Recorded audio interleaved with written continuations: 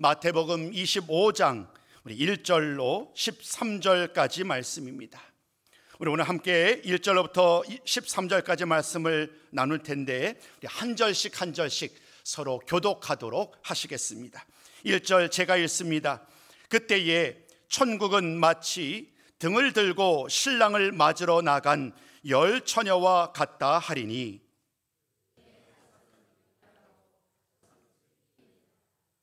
미련한 자들은 등을 가지되 기름을 가지지 아니하고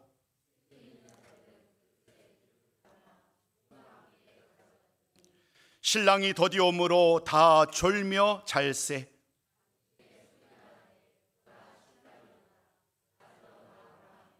이에 그 처녀들이 다 일어나 등을 준비할세.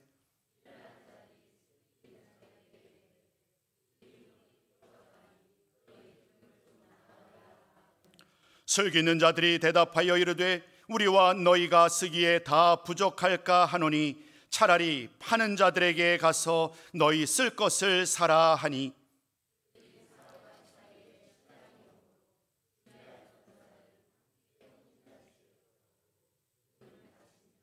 그 후에 남은 처녀들이 와서 이르되 주여 주여 우리에게 열어 주소서.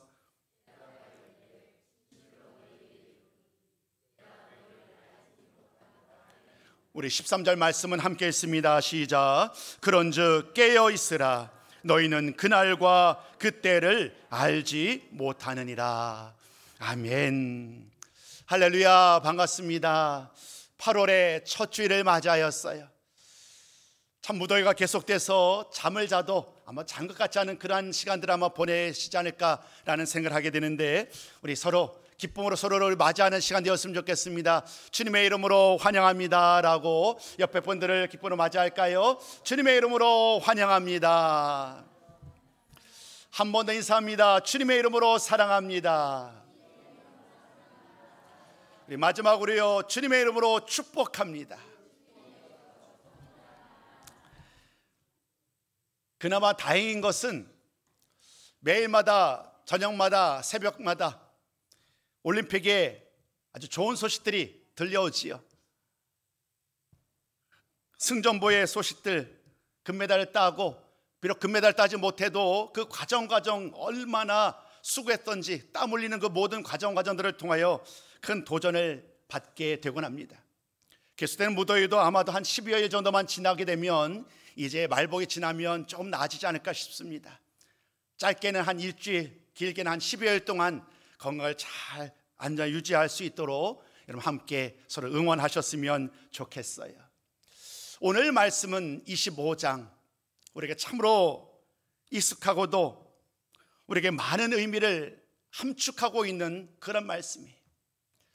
주님을 믿고 믿음으로 살아가는 우리의 모든 삶 속에 그 하루하루를 어떻게 살아가야 하는가, 다주실 주님을 기다리는 우리의 삶이 어떠해야 하는가. 성경의 많은 곳에서는 이와 관련해서 말씀을 주고 있습니다만은 24장과 25장 말씀을 통하여 우리에게 그 마지막 때를 이렇게 준비해라, 직접 주님께서 주님의 입술을 통하여 말씀하고 계세요. 마태복음 24장과 25장은 주님이 감람산에서 제자들과 무리들을 향하여 하셨던 말씀이지요. 그래서 우리들에게 감람산 광화라는 이름으로 잘 알려져 있어요. 이 감람산 강화를 통하여 감람산에서 설교하셨던 그 말씀의 주제는 크게 두 가지입니다. 첫 번째는 성전이 파괴될 것이라는 말씀이고, 두 번째는 세상이 종말을 맞게 된다는 거예요. 이 두 가지 모두 다 미래의 이야기입니다. 예언의 말씀이었는데 첫 번째 예언의 말씀이었던 성전의 파괴는 얼마 지나지 않은 주후 70년에 성전이 무너지는 일로 성취됩니다. 그러나 여전히 세상의 종말에 대한 말씀은 아직 이루어지지 않았습니다. 많은 성도들, 예수를 믿는 많은 성도들은 그 주님 오실 날이 이때인가 저때인가 궁금해합니다. 그러나 무엇 하나 시원하게 자신들에게 주어지는 답은 없었어요.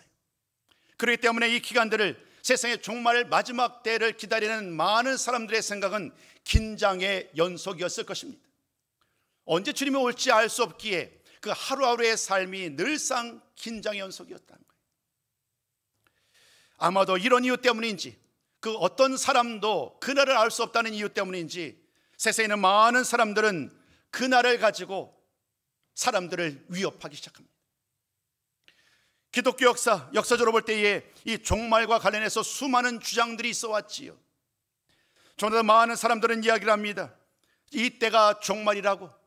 많은 이단들이 등장하면서 서로 저마다 자신들이 주장하는 그 마지막 때가 옳다라고 주장을 합니다. 그러나 지나보면 그들의 모든 말은 언제나 거짓말로 드러납니다. 무책임하고 사람들을 현혹하여서 그들을 위험에 처하게 돼서 그들로부터 필요한 것을 얻고자 했던, 지극히 사사로운 목적을 가지고 했던 수많은 이단들의 이야기들을 우리는 잘 알고 있습니다. 그들의 이야기를 잠깐 언급해 볼까요? 어떤 사람들은 이렇게 말을 합니다. 우리에게 이 세상에 종말은 없다고 말을 합니다. 그래서 지금 이 시간을 즐기자고 말합니다. 우리에게 종말이 없으니 오늘 나에게 허락된 이 날을 먹고 마시며 즐거워하자고 얘기를 합니다. 아주 오래전 노아의 때와 마찬가지로 시간이 바뀌었음에도 불구하고 많은 사람들은 오늘을 즐거워하자마자 모두 다 허랑방탕하며 쾌락을 따라 살아가는 사람들도 있었습니다. 또 어떤 사람들은 이렇게 말합니다. 종말은 있다고요. 근데 그들에게 단서를 붙이죠. 종말은 있지만 그렇다고 해서 예수님이 굳이 다시 오실 필요는 없다. 이렇게 주장하던 사람들도 있었고요.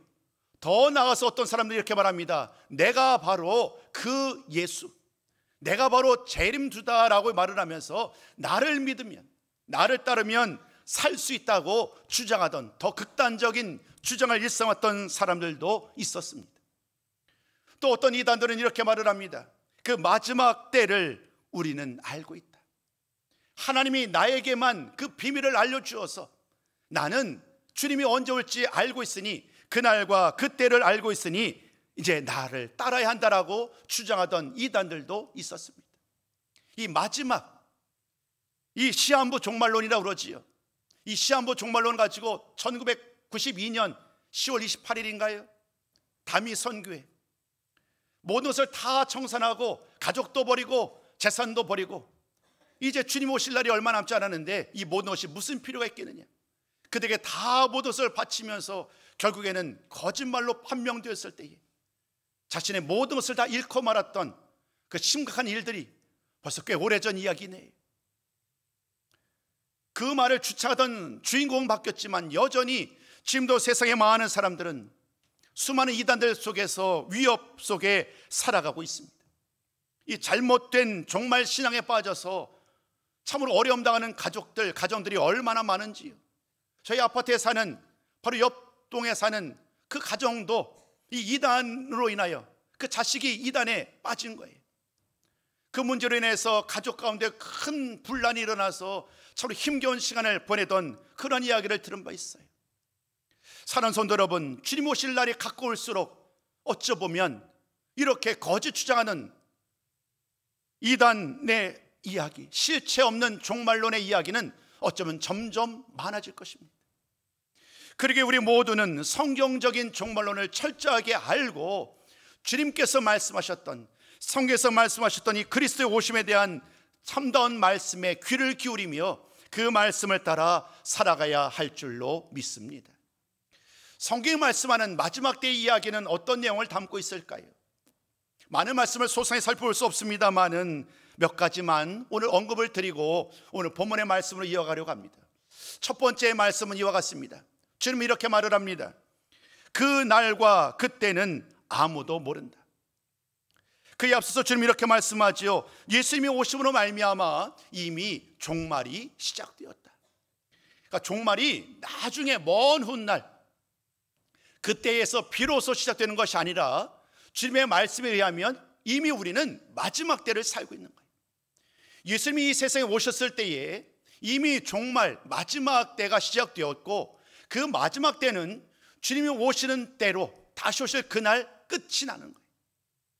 그러므로 오늘 우리는 모두 다 이 마지막을 살고 있다는 그 사실을 잊지 않으셨으면 좋겠어요. 두 번째, 주님의 말씀이 이렇습니다. 주님은 하늘로 올라가신 그대로 다시 오신다는 거예요. 누군가가 이단들이 말하듯이 주님이 다시 오실 필요가 없다, 주님이 다시 오실 리가 없다라고 주장하는 그 모든 주장은 거짓이죠. 주님은 반드시 오십니다. 주님은 반드시 다시 오십니다. 이것이 종말을 준비한 우리들이 마음에 새겨야 될 두 번째 말씀이에요. 첫 번째, 우리가 종말의 시대를 이미 살고 있다. 두 번째, 주님은 약속하신 대로 반드시 오신다. 그리고 세 번째, 그러나 그 주님이 다시 오실 그날과 그때는 하나님 아버지 외에는 아무도 알 수 없다는 거예요. 그리고 누군가가 주님 오신다는 그 때를 알고 있다라는 이 말은요, 100% 거짓입니다. 그 말에 현혹되는 일이 결단코 없어야 합니다. 사는 손들은 그러므로 이 마지막 때를 살아가는 지혜가 필요해요. 그 어떤 유혹에도 흔들리지 아니하고 이 말씀해 주셨던 그 마지막 때를 살고자 오늘도 지혜를 구하며 하나님의 말씀을 따라 살아가는 우리 모든 성도가 되어야 할 줄로 믿습니다. 오늘 그 말씀은, 즉 열처녀 비유의 말씀은 그런 우리들에게, 마지막을 살아가는 우리들에게 참으로 피와 살이 되는 참으로 소중한 말씀이, 열처녀 비유에 대한 말씀 자체는 우리에게 너무나도 익숙한 말씀인데, 오늘 저는 여러분들과 함께 이 말씀을 통하여서 이 마지막 때를 살아가는 우리들 다시 한번 정신을 차리고 다시 한번 깨어서 나의 삶을 돌아보며 더욱더 나의 믿음과 나의 삶을 굳건히 세우는 이 마지막 말씀에 좀 더 방점을 두고 말씀을 나누고자 합니다. 이제 말씀으로 돌아가도록 하겠습니다. 오늘 말씀 1절 말씀은 이렇게 시작을 합니다. 그때에 라는 말씀이에요. 오늘 말씀은 이렇게 시작하죠. 그때에 천국은 마치. 오늘 주님은 이 비유의 말씀을 통하여 그 마지막 때에 누가, 어떤 사람들이 천국에 들어갈 수 있는지에 대한 말씀을 전하는 거예요. 단순히 마지막 때가 어떤 일이 일어날 것인가에 대한 예를 드는 것에서 머물지 아니하고 그 마지막 때에 이러한 온갖 상황들이 일어날 그 마지막 때에 과연 누가 하나님 나라에 천국에 들어갈 수 있는지에 대한 말씀에 초점을 맞추고 있어요. 오늘 주님은 그 말씀을 전하면서 이제 그들을 향하여 말씀을 전합니다. 근데 주님은 참으로 많은 사람들을 배려해요. 보다 쉽게, 어렵지 않게 주님의 말씀을 잘 이해하도록 우리 주님은 비유를 들어 설명하시지요. 그 비유의 말씀이 바로 열처녀 비유입니다. 여러분, 오늘 결혼식에 대한 예를 들어서 오늘 그들로 하여금 열처녀, 그 열처녀의 이야기를 이끌어냅니다. 당시 이스라엘의 결혼식은요, 우리들의 결혼식과는 좀 달랐던 것 같아요. 예를 들면 몇 월 며칠 장소를 딱 정해놓고 우리가 결혼식을 거행을 하지요. 대부분 이 결혼식이 어긋날 때는 없어요. 뭐 신부가 오지 않는다거나 아니면 신랑이 오지 않는다, 이런 특별한 아주 예외적인 경우가 아닌 이상에는 결혼식은 예정된 시간에 거행되기 마련이지요. 그런데 이스라엘의 결혼식은 좀 달랐던 것 같아요. 그들은 흥이 많아서 그런지 그들의 결혼식은요, 이런 과정들을 밟아갔다고 합니다. 가장 먼저 신랑이 이제 신부의 집을 향하여 출발하는 거예요. 기쁨으로 신부를 맞이하기 위하여 신랑이 신부의 집을 향하게 됩니다. 그러면 신부의 집에는요, 신부가 단장을 하고 준비했을 뿐만 아니라 신부의 들러리들이 함께 가고 있어요. 함께 호흡을 맞추면서 이제 올 신랑을 함께 맞이하며 기쁨으로 혼인 예식을 거행하도록 신부와 들러리들이 함께합니다. 그러다가 신랑이 드디어 신부의 집에 오게 됩니다. 그러면 신부와 신부의 들러리들은 신랑을 영접하지요. 그리고 신랑을 집으로 데리고 오는 거예요. 그때에 비로소 이 혼인잔치가 시작이 되었다고 합니다. 오늘 이것을 기억하면 오늘 말씀을 통하여 이 열처녀가 어떠한 의미인지를 쉽게 이해할 수 있을 거예요. 오늘 만나게 되는 이 열처녀는 바로 신부의 들러리라고 할 수 있겠죠. 그들 모두 기쁨의 자리에 함께 혼인잔치에 참여해서 신랑과 신부의 그 기쁨의 자리에 함께 눈으로 보기를 원하는 그런 모습으로 지금 함께 하고 있어요. 근데 오늘 본문의 말씀은 그 열처녀를 또다시 둘로 구분을 하지요.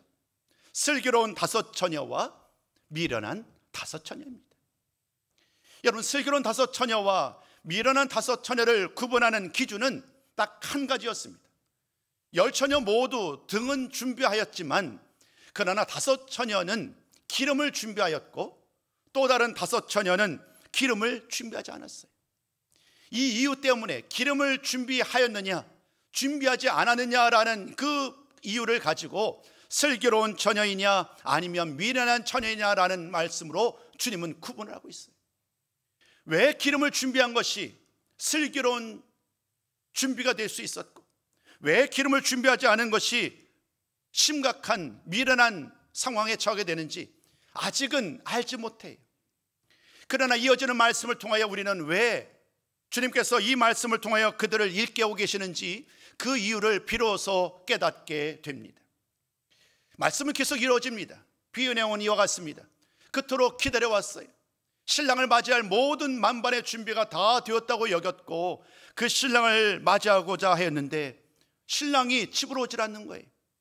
신부의 집으로 올 때가 되었다고 여겼는데 시간이 흘러감에도 불구하고 신부의 집으로 오질 않아요. 시간이 흘러갑니다. 저녁이 지나 이제 밤이 되었습니다. 깊은 밤이 되어서 결국에는 그 많은 신부의 들러리들은 판단하지요. 오늘 신랑이 오지 않는가 보다.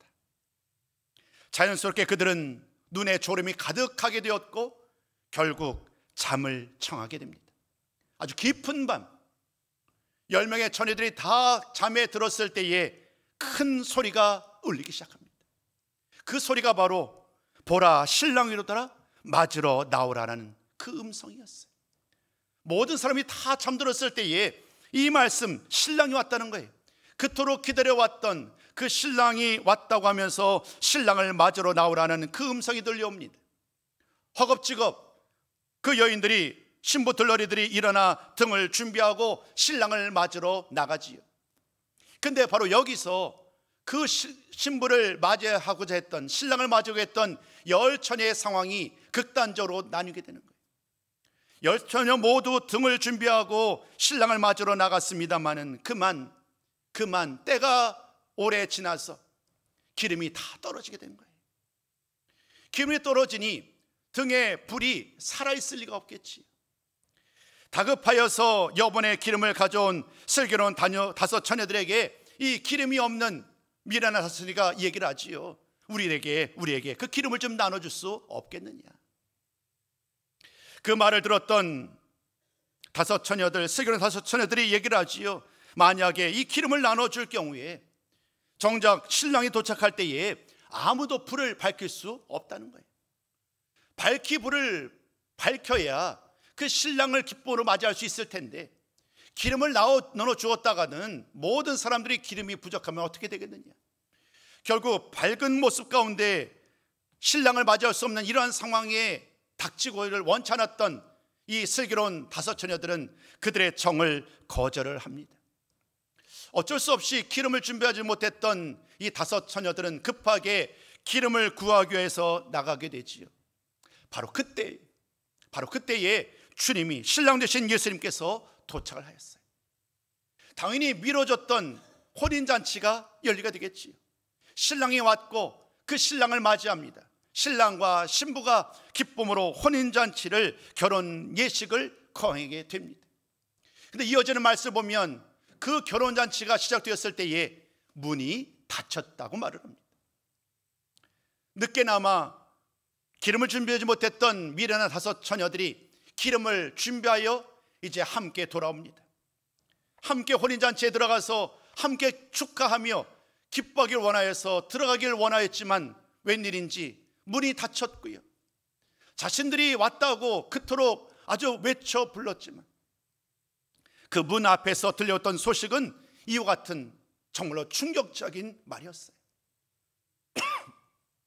우리 한번 그 말씀 12절 말씀의 내용을 함께 들어보셨으면 좋겠습니다. 우리 한번 함께 12절 말씀을 함께 나눕니다. 시작. 진실로 너희에게 이르노니 진실로 너희에게 이르노니 내가 너희를 알지 못하노라. 여러분 이 말을 들었던 그 5처녀는 충격이지 않았을까요? 단순히 문을 열고 들어가지 못한다라는 사실도 이들은 정말 낭망하였을 텐데 심지어 이 말씀의 이야기는 이와 같습니다. 내가 너희를 알지 못한다. 내가 문을 열고 너희들을 이 혼인잔치에 들여보낼 이유를 찾을 수 없다라고 말씀하시는 거예요. 사는 성도 여러분, 물론 이 말씀 우리에게 비유의 말씀이기에 이 말씀에 담겨져 있는 의미는 더 귀하고 더 충격적으로 다가올 거예요. 오늘 주님께서는 이 열 처녀 비유를 통하여 우리에게 말을 합니다. 누가 천국에 합당한 사람인지, 천국에 들어가기 위하여 지금 오늘이라는 이 시간, 우리에게 허락된 이 시간을 통하여 우리가 어떻게 오늘을 살아가야 하는지 그 말씀을 주님은 이 비유의 말씀을 통하여 일깨우고 있어요. 이제 그 말씀의 내용을 함께 나누고자 할 텐데, 그 모든 말씀을 담아내는 압축하여서 한마디로 요약하자면 이와 같이 요약할 수 있어요. 깨어 있으라는 거예요. 마지막을 준비하는 모든 사람이라고 한다면 어떤 상황이든, 그 시간이 새벽이든 아니면 한밤이든 어떤 상황이든지 늘 깨어 있어야만 다시 오실 주님을 맞이할 수 있다는 것입니다. 이제 본격적으로 오늘 말씀의 의미를 함께 찾아보면서 그 말씀에 담겨져 있는 의미, 오늘 우리를 향한 주의 말씀을 함께 나누고자 합니다. 첫 번째 말씀입니다. 깨어있는 삶이란 준비하는 삶이라는 거예요. 오늘 주님은 이 열 처녀 비유의 말씀을 통하여 마지막 13절 말씀을 통하여 그런즉 깨어있으라라고 결론의 말씀을 전합니다. 결국 주님은 우리에게, 수많은 믿음의 사람들에게 깨어있는 삶을 사는 것이 중요하다고 말씀하셨어요. 근데 여기서 우리의 질문을 시작합니다. 그러면 깨어있다는 것이 무엇을 말하는가? 깨어있음이 무엇을 말하는 것을 우리가 알아야 깨어있을 수 있겠잖아요. 오늘 주님은 이렇게 말을 합니다. 깨어있다는 이 말은 바로 준비하는 삶이라는 거예요. 군대 얘기를 잠깐 할까요? 군 생활할 때에 아마 군 다녀오신 분들은 다 알겠습니다만은 가장 힘든 것이 뭐냐 하면 비상 걸릴 때 대기를 하는 거예요. 5분 대기조라고 아마 아시는지 모르겠어요. 모든 것을 군장을 다 하고 있어야 돼. 언제 벨이 울릴지 모르니까. 그러니까 준비되어 있을 때 바로 나가야 됩니다. 그래야만 모든 것을 다 준비한 상황에서 나갈 수 있을 테니까요. 준비라는 것은 바로 이와 같아요. 오늘 주님이 오실 날을 알 수 없어요. 주님이 오늘 오실지, 1시간 후에 오실지, 아니면 10년 후에 오실지 우리는 알지 못해요. 근데 깨어 있으라고 말을 합니다. 그리고 이 깨어 있으라는 이 말씀은요, 이와 같은 거예요. 바로 주님이 오실 때에 그 주님을 맞이할 수 있도록 저 미련한 5 처녀처럼 기름을 준비하지 않는 그런 어리석은 자가 되지 아니하고 실수하지 아니하고 오늘도 늘 주님을 맞이할 수 있도록 철저하게 우리의 모든 삶에서 준비되는 그러한 성도들이 되어야 한다는 거예요. 준비되어 있지 아니하면 주님을 맞이할 수 없어요. 그때서야 비로소 준비하는 과정 속에서 주님은 이미 이 세상에 오셔서 그 주님과 더불어 함께 혼인잔치에 나갈 수 없어요. 문이 닫힌 다음에 하선해도 소용없다는 거예요. 이제 준비되었다고 하면서 이제 주님 맞을 모든 준비가 되었으니 이제라도 나를 받아달라고 아무리 외쳐 불러도 그때가 준비되지 않은 성도들에게는 그 기회가 허락되지 않아요. 주님 오심을 기다리며 오늘 우리가 어떻게 살아가야 되는가? 그 첫 번째 대답은 철저하게 우리의 모든 삶이 준비되는 그러한 삶을, 준비하는 삶을 살아야 한다고 말씀하고 있어요. 그리고 준비하는 삶과 관련하여서 한 가지 더 드릴 말씀은 그때는 언제나 제한적이라는 거예요. 그러니까 기한이 정해져 있다는 거예요. 내 마음대로 그 기한을 조정할 수 없어요. 오늘 내가 힘들다고, 오늘 내가 분주하다고, 오늘 나에게 급한 일이 있다고 이 준비하는 일을 내일로 미룰 수 없다는 거예요.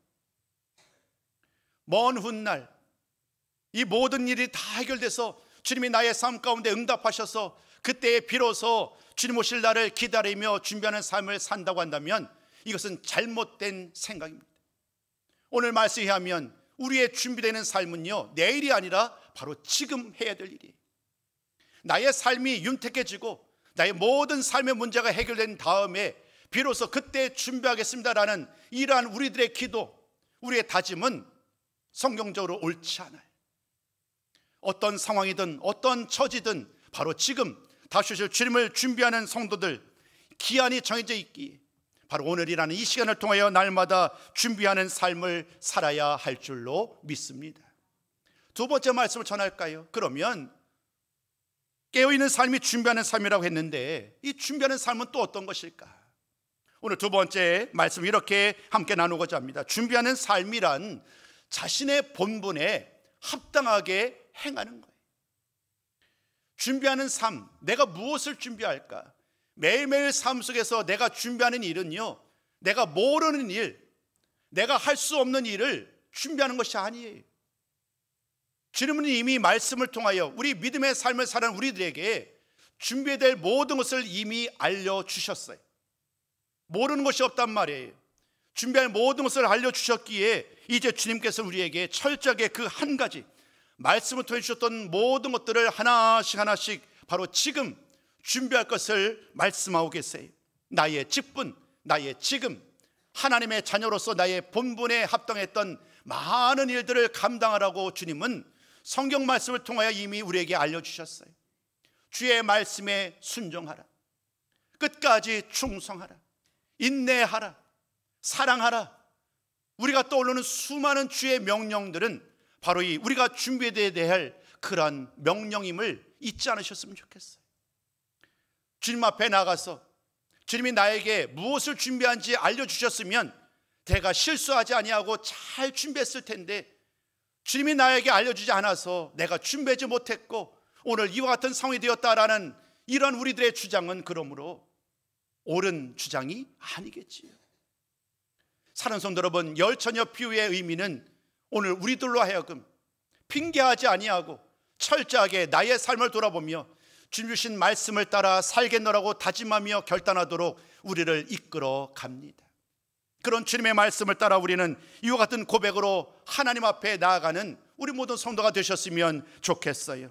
우리 요한계시록 19장 7절과 8절 말씀을 통하여 나의 본분에 합당한 삶이 무엇인지 함께 말씀을 통하여 답을 찾으셨으면 좋겠어요. 함께 했습니다. 시작.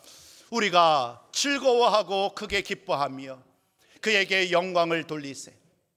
어린 양의 혼인 기약에 이르렀고 그의 아내가 자신을 준비하였으므로 그에게 빛나고 깨끗한 세마포 옷을 입도록 허락하셨으니 이 세마포 옷은 성도들의 옳은 행실이로다 하더라. 오늘 주님은 사도 요한의 입술을 통하여 이렇게 말하죠. 성도들의 옳은 행실이다. 주님을 맞이하기 위하여 오늘 요한계시록에서는 아내의 이야기로 얘기합니다. 신부의 관점에서요. 오늘 마태복음에서는 신부의 들러리의 관점에서 말을 하지만 그 대상, 주인공은 다르지만 준비해야 될 방법은 동일해요. 신랑되는 예수님을 맞이할 수 있도록 오늘도 철저하게 깨어서 주의 말씀을 따라 살아가라는 거예요. 옳은 행실, 선한 행실, 의로운 행함, 이런 모든 것들이 다 여기에 해당되는 거예요. 사랑하는 성도 여러분, 오늘 우리가 살아있는 동안에 하나님의 말씀 따라 늘 깨어서 우리가 주신 그 명령 따라 살아가는 우리 모든 성도님들이 될 때에 다시 오실 주님을 기쁘게 맞이하게 될 줄로 믿습니다. 큰 두 번째 말씀을 전하고자 합니다. 큰 두 번째, 사랑으로 신랑 되신 예수님을 기다려야 한다는 거예요. 깨어있는 삶이 준비하는 삶이다라고 말씀드렸다고 한다면 그러면 어떻게 우리가 예수를 맞아야 되는가? 그 가장 밑바탕에 사랑이 있어요. 사랑. 그리고 오늘 사랑에 대한 말씀뿐만 아니라 몇 가지 더 우리가 어떻게 준비되는 삶을 살아야 되는지 그 구체적인 삶의 원리들을 계속 설명하고자 합니다. 오늘 말씀 읽을 때에 굳이 13절 말씀을 함께 읽었어요. 그 이유는 오늘 열처녀 비유의 핵심 구절이 바로 13절이기 때문이에요. 주님은 열처녀 비유를 통하여 마지막 그러므로 그런즉이라는 말씀을 가지고 그들에게 전하고자 했던 제자들을 향한 가장 중요한 말씀을 전하는데 그 말씀이 뭐냐 하면 깨어 있으라는 거예요. 깨어 있으라는 이 말씀을 통하여서 그들을 다시 한번 일깨우셨어요. 그들의 게으름, 그들의 무지함, 그들의 핑계, 이런 모든 것들을 다시 한번 깨우치시면서 지금이야말로 정신을 차리고 깨어서 주의 말씀을 들어야 할 때임을 분명하게 말씀하셨지요. 오늘 주님은 이 말씀, 열처녀 비유의 말씀을 통하여 깨어있으라는 말씀을 전하셨는데 그 말씀뿐만이 아니에요. 24장 말씀에서도 주님은 동일하게 또 다른 비유의 말씀을 통하여 설명한 다음에 마지막 결론의 말씀도 동일합니다. 그곳에서도 깨어있으라, 깨어있으라는 말씀으로 그들을 다시 한번 강조합니다. 우리 한번 24장의 두 구절 42절과 44절 말씀을 함께 화면을 통해 읽도록 하겠습니다. 함께 읽습니다. 시작. 그러므로 깨어있으라. 어느 날에 너희 주가 임할는지 너희가 알지 못함이니라. 이러므로 너희도 준비하고 있으라. 생각하지 않은 때에 인자가 오리라. 아멘. 24장에서의 말씀이나 24장은 무화과나무 비유거든요. 그 무화과나무 비유를 통하여 주시는 결론의 말씀이나 오늘 열처녀 비유를 통한 말씀이나 사실 그 강조했던 말씀은 동일해요. 깨어 있으라.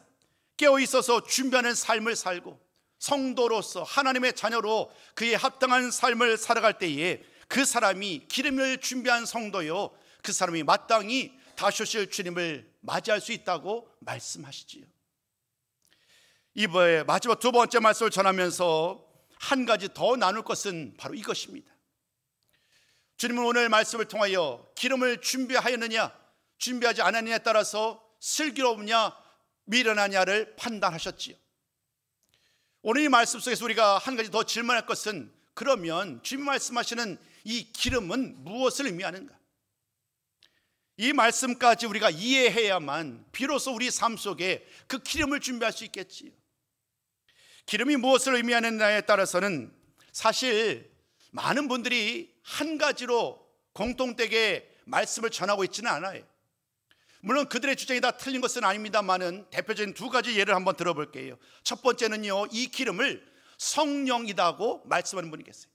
이 기름을 준비하는 것은 성령을 준비하여 성령의 충만한 분이 그들에게 준비되어야 될 삶이다라고 말하는 경우가 있고요. 또 다른 하나는 오늘 말씀 통해서도 잠깐 예를 들었습니다마는 이 기름은 바로 성도들의 선한 행실이다. 이 두 가지 말씀으로 가장 기름에 대한 의미를 이야기하는 대표적인 두 가지 주장이에요. 근데 우리는 굳이 이 둘을 구분할 필요는 없을 것 같아요. 성령이 맞다, 또 선행실이 맞다라고 둘 중에 하나만을 굳이 양자택일의 문제가 아니라 이 두 가지를 어우를 수 있겠지요. 큰 의미에서 바라보자면 성령으로 충만한 삶을 살아가는 사람들에게 당연스럽게 주의 말씀을 따라 살게 될 거예요. 그렇기 때문에 오늘 주님께서는 이 말씀을 통하여 기름을 준비하라는 이 말씀을 오늘 우리에게 주시는 말씀으로 답을 찾는다고 한다면 성령의 충만함을 사모하며 언제나 성령 충만한 삶을 살아가는 것, 그 삶을 살아갈 때에 오늘도 깨어 말씀에 합당한 삶을 살고 있고 그 성령 충만한 사람이야말로 다시 오실 주님을 맞이할 수 있다는 사실로 결론을 내릴 수 있습니다. 성령 충만한 삶, 그러게 우리는 마땅히 매일매일 살아가는 동안에 늘 성령의 충만함을 사모하며 우리 하나님께서, 우리 주님께서 우리의 삶 속에 성령의 충만함을 부어주시도록 늘 깨어 기도하는 우리 모든 성도가 되셨으면 좋겠습니다. 에베소서 5장 말씀이 바로 그 이야기예요. 에베소서 5장 말씀은 이렇게 순차적으로 많은 말씀들을 이야기합니다. 그 말씀의 내용은 가장 먼저 에베소 5장 말씀을 이렇게 시작을 하지요. 너희들은 주 안에서 빛이다. 우리들이 바로 주님 안에 빛이다라고 말씀을 전합니다. 그런데 주님의 말씀은 사도 바울의 입을 통하여 이렇게 얘기합니다. 그러므로 빛의 자녀들처럼 행해야 되지 않겠느냐. 또 말씀 이어갑니다. 그 이유를 감당하도록 빛의 자녀들처럼 행하도록 우리들에게 이렇게 명령합니다. 깨어라, 일어나라. 마지막으로 그 말씀은 이렇게 결론을 내립니다. 성령으로 충만함을 받으라. 그러니까 이런 모든 과정들은요, 마치 뭐 이렇게 꼬리에 꼬리를 이어가듯이 말씀이 서로 연결되어 있는 거예요. 결국 우리가 깨어서 일어나서 주의 말씀을 따라 세상의 빛으로 살아가도록 사도 바울이 가장 강조했던 것은 바로 성령의 충만함이었죠. 오늘 그 말씀을, 오늘 이 말씀에 대입해 보자면 기름을 준비하는 삶이 바로 성령 충만한 삶임을 우리는 깨닫게 됩니다. 그런데 여러분, 그것이 끝이 아니에요. 오늘 저는 여러분들에게 이 말씀 토대 위에 한 가지를 더 나누고 싶었어요. 성령 충만한 삶을 사는 것 참으로 귀한데 그 이전에 더 그 근저에 바탕에 사랑이 필요하다는 거예요. 신랑을 향한 사랑, 신부를 향한 사랑. 사랑이 없으면, 그 신랑과 신부의 사랑이 없으면 그 결혼 이후의 삶이 온전히 이루어질 수 없겠지요. 오늘 저는 여러분들에게 이 말씀을 나누면서 다시 오실 주님을 기다리는 우리의 삶 속에 주님을 향한, 나의 주를 향한 이 마음이 얼마나 사랑으로 뜨거워야 되는지, 주님 오시는 그날까지 참으로 정말 불붙는 사랑으로 주님을 사모하고 주님을 맞이하는 우리 모든 성도의 삶을 살아가는 우리 모든 성도가 되셨으면 좋겠습니다. 오늘 모든 말씀의 결론은 이미 나누었어요. 깨어 있으라는 거예요. 주님을 맞이할 수 있도록, 주님이 늦게 온다는 이유 때문에 잠을 자며 게으르고 안일한 모습으로 살아가지 말고 늘상 매일매일 오늘 주님 오신다라는 이런 굳은 믿음 가지고 주님을 맞이할 수 있도록 늘 깨어서 성령 충만하여서 사랑으로 하나 되어서 늘상 말씀 붙들고 살아가는 우리 모든 성도가 되시기를 다시 한번 주님의 이름으로 축복합니다. 모든 말씀을 다 마무리했는데요, 우리 2부 예배 시간에는 우리 직접 이 말씀은 준비가 되어 있지 않습니다. 우리 한번 로마서 12장 말씀을 직접 나누고 싶어요. 깨어 준비하자라는 것은 이해됐는데, 그럼 우리가 어떻게 사는 것이 깨어 준비하는 삶이냐는 것을 좀 더 구체적으로 좀 드리고 싶어요. 우리 로마서 12장 다 찾아주셔야 합니다. 로마서 12장 우리 9절로부터 13절까지 이 말씀이 결론이에요. 이 말씀을 다 함께 읽고 모든 말씀을 마무리하고자 합니다. 로마서 12장 9절로 13절까지 말씀을 함께 읽습니다. 시작. 사랑에는 거짓이 없나니 악을 미워하고 선에 속하라. 형제를 사랑하여 서로 우애하고 존경하기를 서로 먼저 하며 부지런하여 게으르지 말고 열심을 품고 주를 섬기라. 소망 중에 즐거워하며 환난 중에 참으며 기도에 항상 힘쓰며 성도들의 쓸 것을 공급하며 손 대접하기를 힘쓰라. 아멘. 이 말씀이 마지막을 살아가는 우리들에게 주시는 하나님의 주님의 명령인 줄로 믿습니다. 이 명령 따라 살아가는 우리 모든 성도가 되시기를 다시 한번 주님의 이름으로 축복합니다.